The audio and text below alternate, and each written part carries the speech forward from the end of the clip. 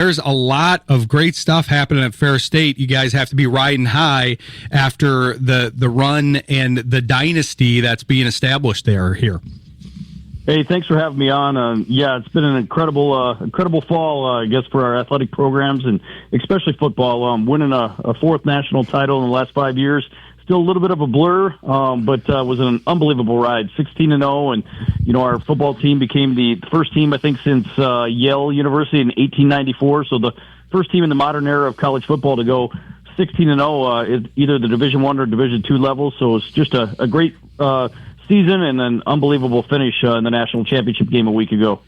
There's probably a lot of things that go into something like this, especially when you're part of the athletic department, and there's a lot of factors. But one of the things that occurred to me with the ever-changing landscape, we were talking about this in our last interview with the Central Michigan University play-by-play guy, how in college athletics, it's hard to get a lot of continuity now with the transfer portal and NIL and coaches leaving. That seems to be a real marker for you guys and a big contributing factor to the dynasty that you've established on the football side is you've had a lot of continuity on that side of the program with the coach staying for so long, Coach Anise, and a lot of the same folks in that building. That's a real measure of success and a real accomplishment, especially in the modern day landscape here. No, certainly, and it's a new day and age, and we went through it a little bit last spring. We lost 8 guys that went to the FBS level, were called up to the Division I level, including Trinidad Chambliss, our quarterback, who is playing for Ole Miss right now in the college football playoff. And in order to replace those guys, it wasn't that we went out into the transfer portal and brought guys in. Maybe 1 or 2 at a couple key positions, but for the most part, it was guys that were in the program, guys that had kind of spent their time in the program and developed over the course of their careers and, got their opportunity and made the most of it. Quarterback was an example with Wyatt Bauer and Chase Carter, who both took a lot of snaps for us this year. And, those 2 guys played behind Trinidad a year ago and, really learned the system, learned, what it takes to compete at the college level, and both had incredible years. So it's kind of a new day and age. We went through it a little bit, but on the same token, keeping the guys that you have in the program and keeping them engaged is very important. And we were able to do that with a lot of guys at, a lot of key positions.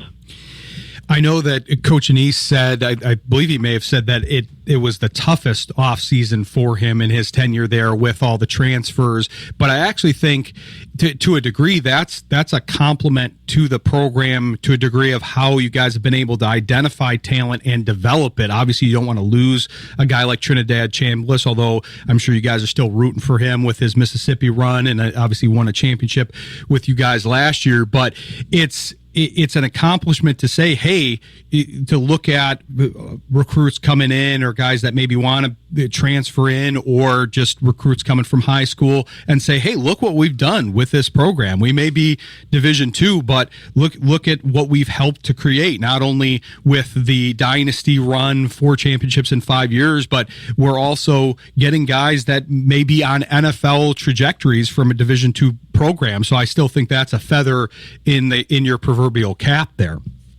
I think it is. And, with in this day and age with kids transferring, there's a stat out there that, 70% of the guys or something that go into the transfer portal never end up playing college football again. So, I think it speaks to what, we've been able to achieve here at Ferris State and the culture that Coach Anise has, really developed and built over the course of his tenure, 14 years as the head coach now at Ferris State. And, we've had a lot of great success, a lot of great stories of guys that have went on to the NFL and got their opportunities, after being a Bulldog.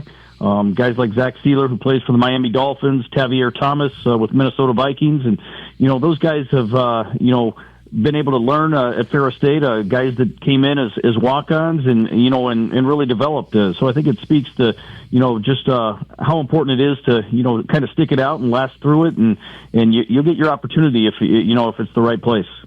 I've seen interviews with Sealer. He still talks about his time at Ferris, and he's been a very, in my opinion, underrated player for the Dolphins, primarily in the NFL. And that all started with Ferris Ferris State. Now you're probably going to have more NFL athletes added to it with the recent success and the transfer portal and guys moving up and getting to have a bit of a showcase like Chambliss was and some of the other players. But you guys also reloaded well. You talked about the two quarterbacks that came in. You've got the Bauer brothers too. The future looks bright here for Ferris. No, it certainly does. And it's based on what we were able to do this past year. We had a lot of young guys see the field, a lot of guys that are kind of waiting their turn, and I think there's going to be an opportunity to continue this great run, and certainly have another great season coming back next year. We mentioned we lost the 8 guys to the transfer portal. I think 5 of them were on the offensive side of the ball that were starters last year, and yet our offense comes back this year and scores 844 points, which is the most in the history of Division I or Division II football for a single season. So, it was the most electric offense we had, despite losing those guys. And it was because, guys had really bought into the culture, bought into the system, and took advantage of their opportunities to get on the field and display what they could do.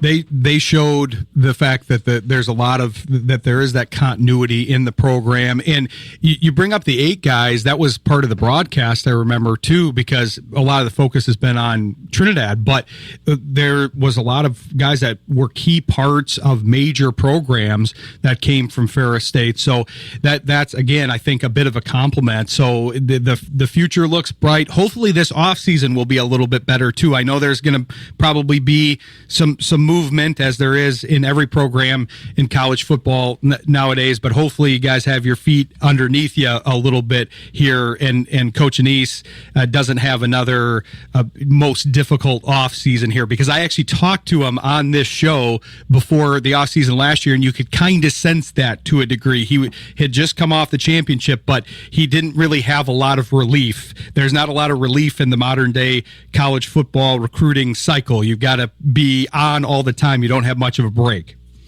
No, you don't. There's a lot of people out there that are trying to steal your guys away and offer them opportunities that maybe aren't exactly true all the time. And you've got to kind of wait that out. At the Division II level right now, there's no transfer portal window as there is in Division I. So it's something that every Division II program and smaller programs are going through right now. Is teams trying to poach their players, and you hope you develop a system and a culture where guys want to stay and they want to take advantage of their opportunities. And we had a lot of guys do that this past year, and we hope that continues.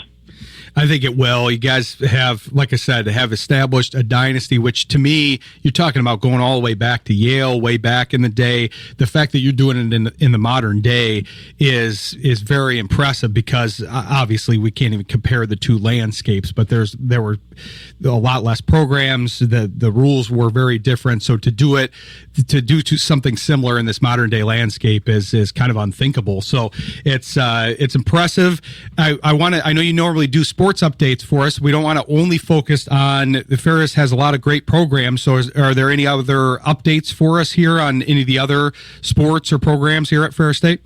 Well, it's good timing with this weekend. It's the Great Lakes Invitational. The GLI is at Van Andel Arena starting tomorrow. So our hockey team will be in that once again and taking on Michigan State tomorrow night at Van Andel, and then the finals and the third place game are on Monday afternoon. So an opportunity for college hockey fans here in West Michigan to see 4 great teams at the Division I level. It'll be Michigan Tech hosting the event, along with Miami of Ohio, and then us and Michigan State. So should be some great college hockey. And then our basketball team, men's basketball team, is hosting Grace Christian coming up on Tuesday night as well. So we're quickly kind of transitioning from football season. I do our play-by-play and get an opportunity to do basketball as well. So back to basketball starting on Tuesday night as we come back from the holiday break.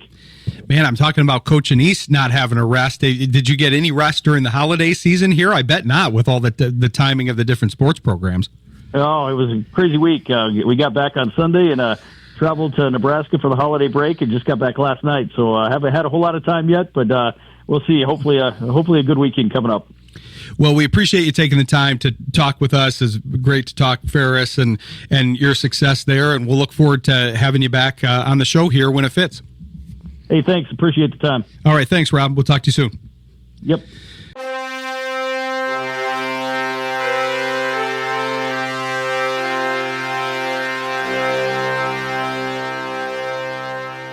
The Sports Project.